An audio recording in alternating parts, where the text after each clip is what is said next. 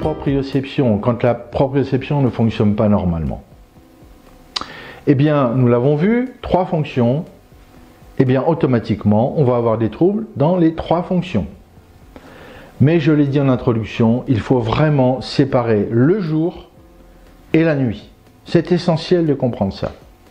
Le jour, on va constater que on a des troubles du contrôle moteur, donc des anomalies dans la régulation de la posture, mais la posture est un phénomène adaptatif.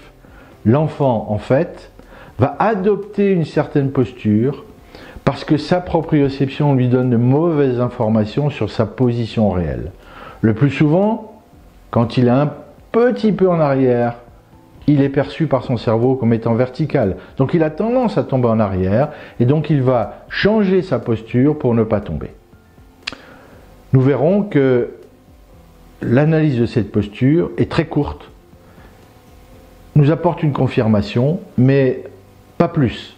Car aujourd'hui, quelle est la posture d'un enfant? Quelle est la posture normale d'un enfant? Elle n'est certainement pas symétrique. Donc c'est juste un indice. Par contre, ce qui est très important, c'est d'étudier le contrôle moteur. Comment est-ce que les muscles réagissent lorsqu'on va donner certaines stimulations? Par exemple, qu'est-ce qui se passe au niveau de la jambe lorsque le sujet va tourner la tête à droite, etc. Donc il y a tout un examen du contrôle moteur qui est maintenant codifié et qui nous donne énormément d'informations. Deuxième fonction, la localisation spatiale sensorielle. Lorsque l'enfant a une proprioception qui ne fonctionne pas bien, le cerveau ne perçoit pas les informations sensorielles exactement où elles sont. Alors attention, c'est une différence extrêmement minime et il faut chercher pour la trouver.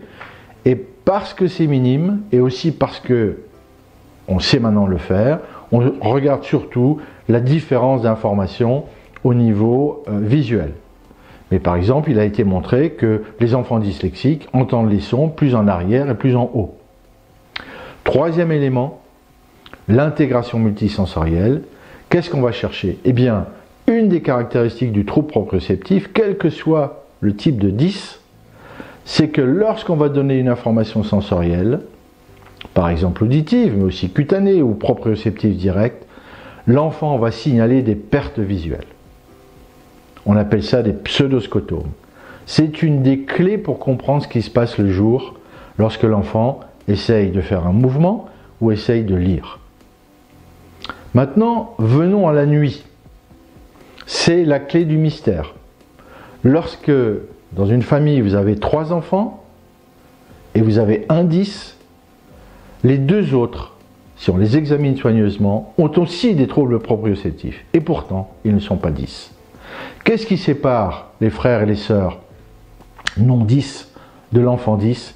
Eh bien, c'est le fait que chez l'enfant 10, la proprioception est suffisamment perturbée pour donner des perturbations du sommeil. Alors, pour comprendre, il faut savoir à quoi sert le sommeil.